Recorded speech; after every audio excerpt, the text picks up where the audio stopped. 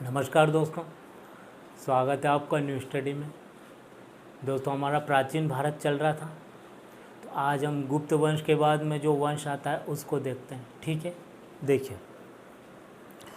तो दोस्तों, हमें एक चीज़ समझनी होगी कि जैसे कि अगर देखें तो जो प्राचीन भारत में और मध्यकालीन भारत में अगर देखें तो क्या होता था, राज्य तंत्रात्मक होता था। मतलब राजा की चलती थी, राजा के अनुसार जो भी डिसीजन लिए जाते थे वो राजा के द्वारा लिए जाते थे। तो देखिए, जब कोई राज्य अच्छा होता था, मतलब शक्तिशाली होता था, तो लगभग दूसरे राज्यों पर भी क्या करता था, महाजनपद पर भी क्या करता था, वो साम्राज्य का विस्तार करने की कोशिश करता। ठीक है, जब उसका पूरा विस्तार हो जाता तो तब तक जो दूसरे राजा थे वो भी उसके अधीन, उसके बनाए नियम, उसके सिद्धांतों के अनुसार ही चलते थे। लेकिन जब वो साम्राज्य क्या होता था कि कमज़ोर हो जाता था, ठीक है, जब वो साम्राज्य कमज़ोर हो जाता था तो फिर क्या होता था कि जैसे ही वो साम्राज्य कमज़ोर हुआ और उसका पतन हुआ, दूसरे राज्य छोटे छोटे फिर क्या होते थे, उदय होना शुरू हो जाते थे। ठीक है, फिर उसमें से कोई राज्य या कोई राजा ऐसा शक्तिशाली होता था, फिर वो क्या करता था, अपने साम्राज्य को धीरे धीरे बड़ा करता था।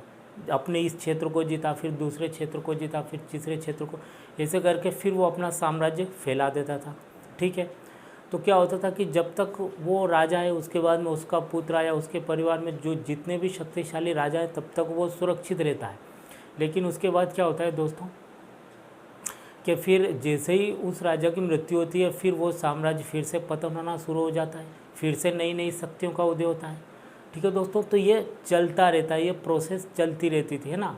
राजा जब शक्तिशाली है तो साम्राज्य का विस्तार करता है, जब वो मर जाता है तो फिर दूसरे नए छोटे छोटे राज्य का उदय होता।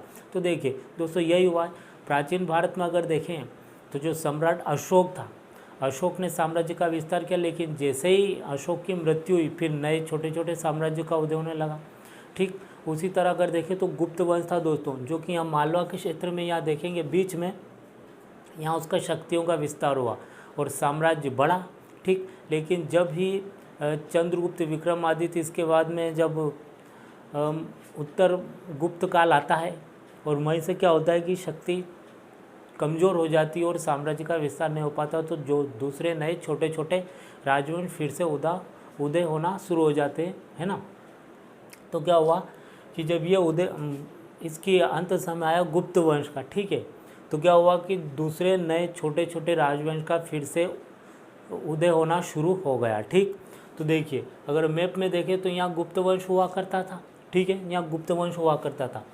उसके उत्तर में अगर देखें, जो ये अपना क्षेत्र हरियाणा और पंजाब का क्षेत्र जो है, यहाँ पर एक राजवंश का उदय होता है जिसको वर्धन वंश या पुष्यभूति वंश भी बोलते हैं। ठीक है, यहाँ पर पुष्यभूति वंश, जिसमें हर्षवर्धन हम देखेंगे, हर्षवर्धन काफ़ी पराक्रमी, काफ़ी महान राजा हुआ करता था। ठीक, उसके बाद में अगर इधर क्षेत्र के देखो तो यूपी का जो क्षेत्र है, यूपी का क्षेत्र पहले एक फेमस यूपी का क्षेत्र कन्नौज उसकी राजधानी हुआ करती थी।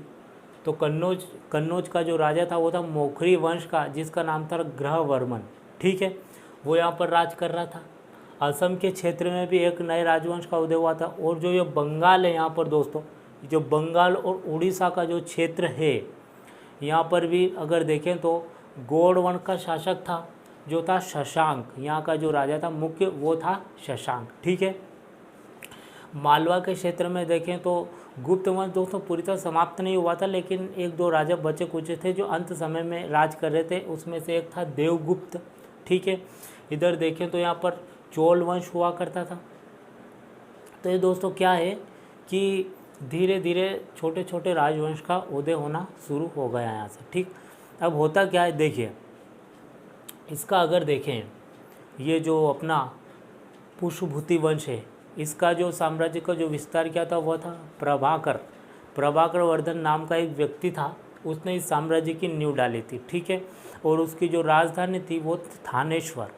यहाँ पर जो इसकी राजधानी थी दोस्तों, पुष्यभूति वंश की, जो पंजाब और हरियाणा के क्षेत्र में है, यहाँ पर उसकी नींव डाली थी प्रभाकर ने, और उसकी राजधानी थी थानेश्वर। ठीक है, उसका अगर देखें तो 3 संतानें थी, 3 पुत्र पुत्रियाँ थी। जैसे कि मान लो एक बड़े पुत्र का नाम था राज्यवर्धन, फिर एक पुत्री थी राजश्री वर्धन, और उसके बाद में एक छोटा पुत्र था जिसका नाम था हर्षवर्धन।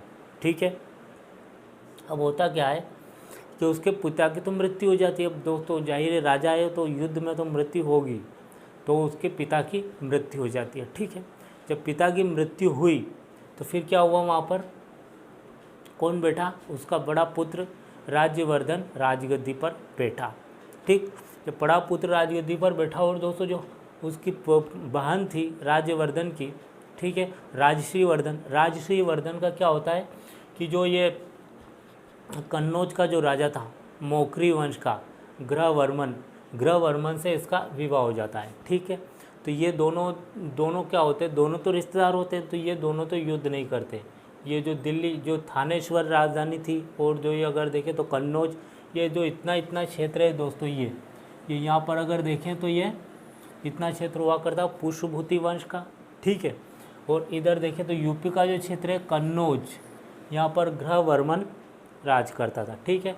और यहाँ पर अगर देखें तो ये जो बंगाल का क्षेत्र, आप इसको इतना मान सकते हैं, यहाँ पर जो राज करता था वो राज करता गौड़ वंश का जिसका नाम था शशांक।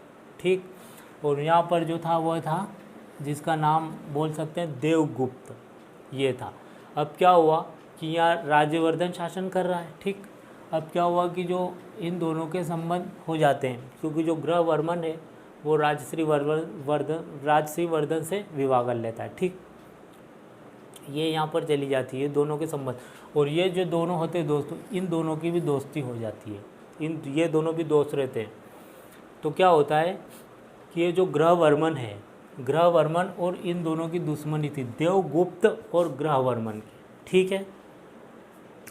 तो क्या होता है कि इन दोनों के बीच युद्ध होना शुरू होता है।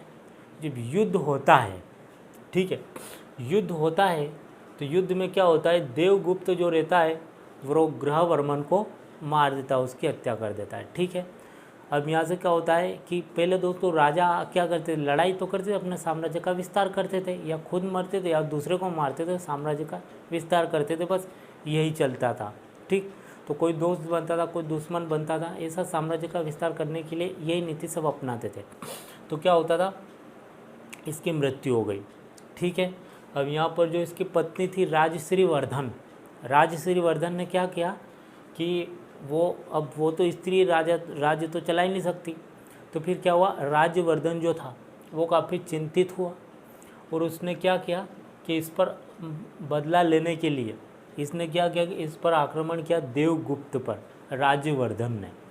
अब जब राज्यवर्धन ने देवगुप्त पर आक्रमण किया तो राज्यवर्धन को मार दिया गया, राज्यवर्धन को भी क्या किया, मार दिया गया। और उसकी जो बहन थी राज्यवर्धन की, राजश्री वर्धन, उसको भी बंदी बना लिया गया। अब दोस्तों यहाँ पर बहुत ही कह सकते हैं कि हर्षवर्धन के सामने, हर्षवर्धन 16 साल का छोटा बच्चा था जिसका जन्म 590 ईस्वी में होता है। 606 में उसको मजबूरन राजा बनना पड़ता है, अपनी स्थिति देखकर, राज्य की स्थिति देखकर। देखिए उसके पिता की कुछ समय पहले मृत्यु हुई। ठीक। और उसका बड़ा भाई राजगद्दी पर बैठा तो ज़्यादा समय वो भी राज्यवर्धन, उसकी मृत्यु हो गई। जो उसकी बहन थी, उसकी बहन को भी बंदी बना लिया गया, और उसके जीजा की भी मृत्यु हो गई। ठीक है। और विदेशों के भी आक्रमण हो रहे थे दोस्तों, बाहरी जो आक्रमण होते थे वो भी हो रहे थे। यहाँ पर इतनी खराब स्थिति हो जाती है हर्षवर्धन की। ठीक है। और फिर क्या करता है कि एक सेनापति रहता है, जो एक सेनापति काफ़ी साथ देता है, और बाकी जो उसके राज दरबार में जो काम कर रहे वाले थे हर्षवर्धन के, वो उसका साथ देते हैं। ठीक। अब क्या होता है कि यहाँ से फिर धीरे धीरे साम्राज्य का विस्तार करना शुरू करता है। फिर क्या करता है कि देवगुप्त को मार भी देता है और अपने साम्राज्य का विस्तार कर लेता है। लेकिन दोस्तों ये जो है शशांक नहीं मरता है, शशांक काफ़ी शक्तिशाली रहता है। शशांक दोस्तों शैव धर्म को मानने वाला था। दोस्तों अगर देखें प्राचीन भारत में, मध्यकालीन भारत में, तो 2 धर्म की काफ़ी मान्यता मानी गई थी। अगर उत्तर के क्षेत्र में देखें, ये इधर के क्षेत्र में, तो यहाँ पर वैष्णव धर्म को या वैष्णव संप्रदाय को माना जाता है, जैसे कि वैष्णव भगवान हम बोल सकते हैं, उसको मानते थे। और नीचे अगर दक्षिण में अगर देखें इतने इतने क्षेत्र में। तो यहाँ पर माना जाता था वैष्णव धर्म को, वैष्णो जी सॉरी दोस्तों, शंकर जी को, भोलेनाथ जिसको हम बोल सकते हैं, उनकी यहाँ पर पूजा की जाती थी, उनको मानते थे। ठीक है, तो ये क्या था, वैष्णव धर्म को मानता था। कौन? शशांक। बौद्ध धर्म से काफ़ी चिढ़ता था ये। तो बौद्ध धर्म जो बोध गया में जो बोधि वृक्ष है उसको भी इसने कटवा दिया था। किसने? शशांक ने। तो जब तक शशांक जीवित रहा तो वो जीत नहीं पाया हर्षवर्धन, लेकिन जैसे ही शशांक की मृत्यु होती है इसको भी जीत लेता है। और लगभग इतने इतने क्षेत्र में दोस्तों देखें हम तो हर्षवर्धन का साम्राज्य हो जाता है।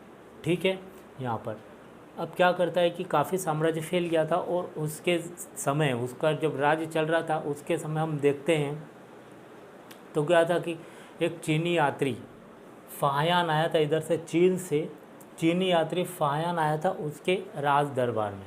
तो 15 साल तक रहा था दोस्तों वो। अगर देखिए 606 से 647 तक हर्षवर्धन का राज रहता, उसका टाइम पीरियड रहता है। ठीक है, जो चीनी यात्री था, चीनी यात्री फाहियान आया तो 15 वर्ष तक था। अब क्या हुआ कि हर्षवर्धन का भी पहले अगर झुकाव देखें तो उसका क्या था, शैव धर्म की तरफ ही था। लेकिन फिर क्या हुआ कि धीरे धीरे फाहियान के संपर्क में आया और एक बहुत बड़ा सम्मेलन आयोजित किया गया था, काफ़ी बड़ा सम्मेलन, उसमें सभी को बुलाया गया था। ठीक, फाहियान ने उसको लीड किया था। तो देखें तो जैन के जो गुरु थे, जैन तीर्थंकर को भी बुलाया गया था। उसके बाद में बौद्ध भिक्षु थे, उनको भी बुलाया गया था। ठीक है, जो ब्राह्मणों को भी बुलाया गया था, और इससे काफ़ी बड़ा सम्मेलन किया गया था। लेकिन जो फाहियान था बौद्ध धर्म की तरफ ज़्यादा झुकाव था। तो 23 दिनों तक ये सम्मेलन चला था। 23 दिन में क्या किया था कि 15 दिन तो बौद्ध धर्म के बारे में ही बताया गया था। ठीक है, तो यहाँ पर काफ़ी विरोध भी हुआ था कि इतने दिनों तक एक ही धर्म का प्रचार, एक ही धर्म की खूबियाँ बताई जा रही है, दूसरे धर्म की तो बताई नहीं जा रही है। फिर क्या हुआ, धीरे धीरे साम्राज्य का काफ़ी विस्तार हुआ, और उसने क्या किया, बौद्ध धर्म को मतलब कि अपना लिया। किसने? हर्षवर्धन ने बौद्ध धर्म का प्रचार प्रसार किया। दोस्तों वो बौद्ध धर्म फिर क्या हुआ, दक्षिण की तरफ अपना साम्राज्य का विस्तार नहीं कर पाया, और पुलकेशिन द्वितीय ने उसको क्या किया, हर्षवर्धन को हरा दिया था। ठीक है दोस्तों, तो ये हर्षवर्धन के बारे में हमने देखा। अब अगर इसको अगर शॉर्टकट में और बताएं तो क्या था कि जो ग्रहवर्मन है, ग्रहवर्मन और ये दोनों अगर देखें तो राजश्रीवर्धन का विवाह हो जाता है और इसकी पत्नी हो जाती है, दोनों ये रिश्तेदार हो जाते हैं। ये दोनों दोस्त रहते, कौन? शशांक और अगर देखें तो देवगुप्त। ठीक, इन दोनों की दुश्मनी थी। तो क्या देववर्मन को क्या कर, जो ये ग्रहवर्मन को क्या करता है, देवगुप्त मार देता है। ठीक है, देवगुप्त ने मार दिया, और राजश्रीवर्धन को क्या किया, इसने बंदी बना लिया। ऐसा कहा जा सकता है कि वो भाग गई थी जंगल की तरफ, और ऊपर से कूदने वाली थी, सती होने वाली थी। एंड टाइम पे जब हर्षवर्धन और ये जाते हैं और उसको बचा लेते हैं। ठीक है, और फिर क्या करता है कि उसका बदला लेता है हर्षवर्धन और सभी को ख़त्म कर देता है। लेकिन दोस्तों जो ये था शशांक को वो ख़त्म नहीं कर पाता है, क्योंकि शशांक काफ़ी शक्तिशाली रहता है। ठीक है दोस्तों, तो क्या होता है कि इसकी मृत्यु के बाद फिर हर्षवर्धन अपने साम्राज्य का विस्तार करता है। तो हर्षवर्धन दोस्तों दक्षिण तक अपना साम्राज्य विस्तार नहीं कर पाया था, लेकिन अगर सम्राट अशोक और चंद्रगुप्त विक्रमादित्य के बाद में अगर तीसरा महान राजा मान सकते हैं तो मान सकते हैं हर्षवर्धन को। और हर्षवर्धन ने भी बौद्ध धर्म को स्वीकार कर लिया था, और क्या किया था कि इसने सभी देखें तो सब दूर शांति की स्थापना की थी। ठीक है दोस्तों, मैं उम्मीद करता हूँ आपको समझ में आया होगा। ठीक है दोस्तों, हम प्राचीन भारत की और एक दो बचते हैं राजा राजवंश, उसको हम कवर करेंगे। ठीक है दोस्तों, तो आज के लिए इतना ही। Thank you.